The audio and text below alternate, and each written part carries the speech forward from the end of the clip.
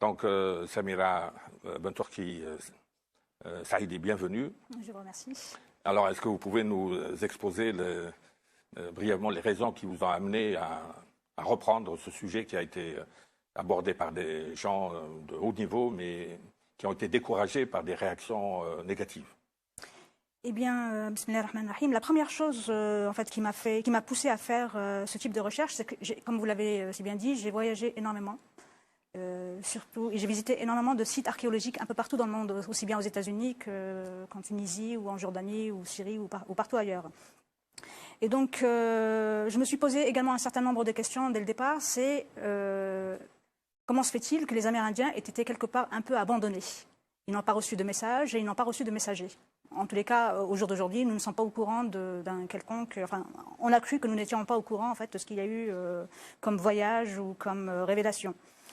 Donc, je me suis attelée à la tâche d'essayer de pister un peu l'histoire des Amérindiens et d'essayer de retrouver des traces de prophètes et messagers. À la base, c'était vraiment la première chose qui m'a poussée dans cette direction. Ensuite, après les découvertes que je faisais au fur et à mesure de mes lectures, je me suis rendu compte que dès le départ, il y avait la présence de la langue arabe, particulièrement en Amérique du Sud. Et donc, il y a des inscriptions Il y a des inscriptions qui ont été retrouvées sur un certain nombre d'artefacts. Et il y a même des villes entières qui ont été, on va dire, bâties et dont le peuplement était arabe, aussi bien en Amérique centrale que du Sud ou même aux États-Unis d'Amérique. Je donne à titre d'exemple celui de la ville de Iraka, qui se trouve près de Bogota et qui s'avère avoir été fondée entre autres par les Arabes avant l'islam, et qui ont laissé de nombreuses traces. D'autres villes, d'autres pays même comme le Guatemala, qui ont à la surprise générale montré une population qui était arabe, habillée à la mode arabe, qui a surpris des voyageurs aussi bien anglais qu'espagnols, français, belges, et dont ont parlé un certain nombre d'auteurs français entre autres. Ça paraît assez contradictoire avec les idées reçues concernant les Arabes, peuple du désert, donc peu attirés par la navigation, a priori. Eh bien, personnellement, j'ai moi-même longtemps cru, à force de lecture faussée par un certain nombre d'éléments qui étaient insérés dans les textes qu'on nous servait comme un peu du prêt-à-porter intellectuel, j'ai cru moi aussi que les Arabes n'avaient pas du tout le pied marin. Ben, c'est la thèse d'un grand géographe, là, je ne sais pas s'il vit encore, c'est Xavier de Plagnol, qui a créé tout un livre pour dire que les Arabes ne s'intéressaient pas à la mer. Eh bien, c'est totalement faux. Les premières, il y a eu les caravanes du désert, bien entendu, mais il y a eu également les grandes caravanes maritimes qui avaient pour navigateurs des Arabes. Les vaisseaux du désert et les vaisseaux de la mer. Exactement. Ils étaient, en fait, ils avaient le pied marin aussi bien que le pied. Alors, ces inscriptions, alors, c'est quelle écriture arabe? Par exemple, aux États-Unis d'Amérique, dans l'État du Nevada, c'est l'écriture koufik qui a été retrouvée. Ah, donc très ancienne. Ça date du 1er siècle de l'Hégire. Carré ou cursive? Cursive. Oui, et donc qui a donc prouvé une présence arabo-musulmane, celle-ci, dans les États donc, de Californie et du Nevada, ainsi qu'un certain nombre d'écoles qui enseignaient des matières aussi importantes que la géographie, la navigation, les mathématiques ou la religion. Et ces découvertes, il faut le souligner, ont été faites par un certain Barry Fell, qui était professeur de Harvard aux États-Unis. Quelle période? Il l'a découvert au début des années 70. Assez récent, oui. Oui. Enfin, relativement, oui. Relativement récent. Mais il y a eu d'autres... Harvard, c'est très prestigieux, donc il a dû susciter des réactions il s'est fait littéralement lyncher par les médias qui ont essayé de le décrédibiliser en disant comme quoi il essayait de plaire aux religieux et particulièrement aux arabo-musulmans. Or, Barry Fell était quelqu'un... Les Arabes n'avaient pas beaucoup de pétrole à l'époque, ils n'avaient rien à convoiter, en dehors de la vérité historique. C'est plutôt la vérité historique. C'était avant le choc pétrolier ou après? C'était en 1974. Oui, donc... Mais de toutes les façons, même en dehors de Barry Fell, il y a un certain nombre d'auteurs, enfin de chercheurs indépendants d'une intégrité à toute épreuve, qui ont étudié, et certains d'ailleurs étaient également professeurs à l'université américaine de Harvard, qui ont prouvé par A plus B qu'il y a eu une présence arabe en Amérique avant Christophe Colomb, africaine, musulmane avant Christophe Colomb. Parmi eux, donc, il y a Leo Wiener qui a écrit un livre en 3 volumes composé de plusieurs centaines de pages où il a détaillé de manière vraiment poussée le langage des Amérindiens et la présence de la langue arabe dans les différents dialectes amérindiens. Lui-même était originaire de Pologne, était polyglotte, il parlait une vingtaine de langues, dont la langue arabe et un certain nombre de langues avant africaines. Le professeur d'Harvard. Celui-ci était au début du XXe siècle. Mais il y a eu également, en même temps que Barry Fell, et un certain Cyrus Gordon, qui a écrit un livre sur l'Amérique avant Christophe Colomb, et qui, lui, a souligné donc la présence arabe de manière permanente en Amérique avant Christophe Colomb, les échanges maritimes qu'il y avait, qui étaient établis, donc, non pas de manière exceptionnelle, mais vraiment permanente, et a été découvert d'ailleurs au large du Venezuela, une épave de bateau avec énormément de pièces de monnaie, parce que la numismatique, c'est l'un des points forts de l'archéologie, qu'elle soit sous-marine ou autre, qui prouvait une présence arabe datant de 800 ans après Jésus, alayhi salam. Et donc, oui, donc c'est du temps de Rachid à peu près. Voilà. Donc, il y a énormément de preuves, d'artefacts, de sites archéologiques qui prouvent une présence arabe. Alors, l'inscription sur la monnaie, c'est le nom de Dieu, alors. La ilaha illallah, Muhammad Rasulullah. Il n'y a de Dieu qu'Allah et Muhammad est son prophète. Et d'ailleurs, il y a des pièces de monnaie qui ont été également retrouvées sur des sites archéologiques aux États-Unis d'Amérique. Mais ça peut être des explorateurs qui viennent, mais qui ne s'installent pas, qui repartent. Il y a eu un certain nombre de thèses. Mais les découvertes ont prouvé que certains s'installaient et d'autres repartaient et revenaient de manière assez permanente. Mais le plus surprenant dans cette histoire, c'est que ces routes maritimes étaient connues des arabo-musulmans. Elles étaient connues des Arabes avant l'islam et elles ont continué à l'être à l'avènement de l'islam, sauf qu'il y a eu des informations qui ont été maintenues secrètes, dont les connaissances qu'avaient les Arabes de la boussole, qui était leur production. Et pour eux, la Terre était ronde, la sphérécité pour les géographes arabes, et ce qui change tout, parce que les Européens croyaient que la Terre était plate, et que s'ils s'enfonçaient dans l'Atlantique, qu'on appelait comment l'océan des ténèbres. Des ténèbres, ils risquaient de se précipiter dans le vide. Alors le fait de croire que la Terre est sphérique, ça encourage ce genre d'expédition. Mais vous savez déjà, il y a un certain nombre d'auteurs également intègres qui en ont parlé, et j'en parle d'ailleurs dans mon livre.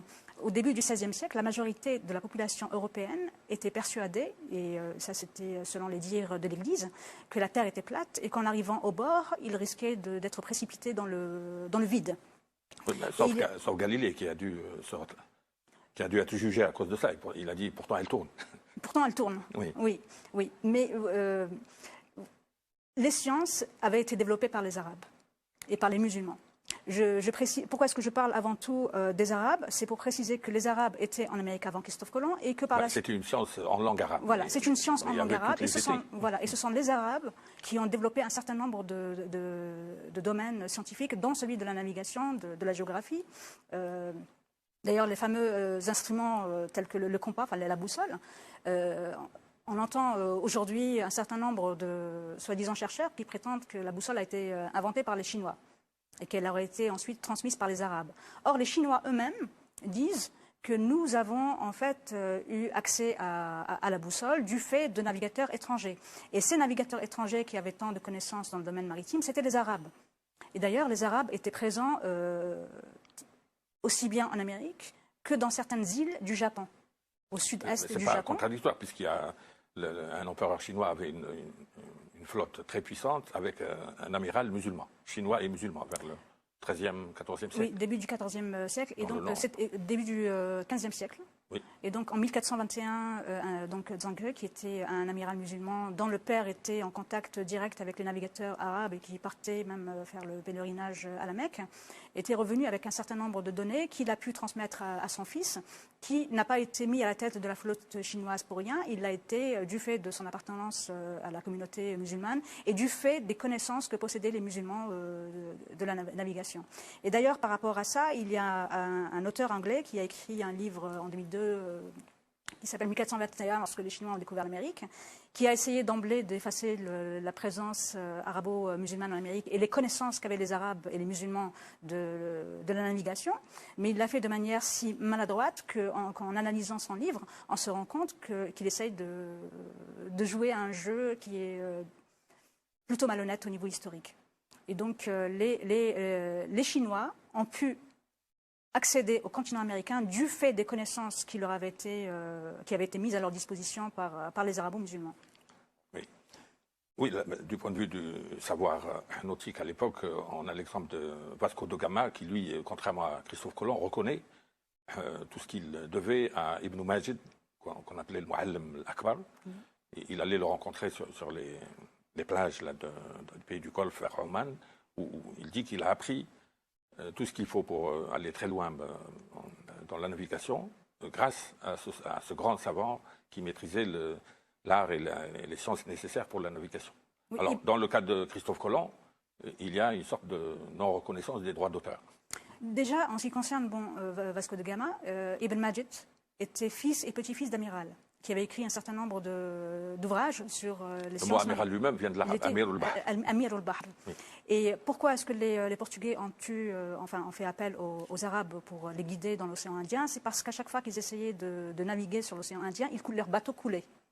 Et leurs bateaux coulaient également du fait de leurs voiles. Ils utilisaient des voiles qui étaient carrées. Or, les Arabes avaient inventé la fameuse voile latine, qui était donc triangulaire. Et donc, ils leur ont conseillé d'utiliser les voiles latines, c'est-à-dire triangulaires, et en même temps, ils les ont guidés dans l'océan.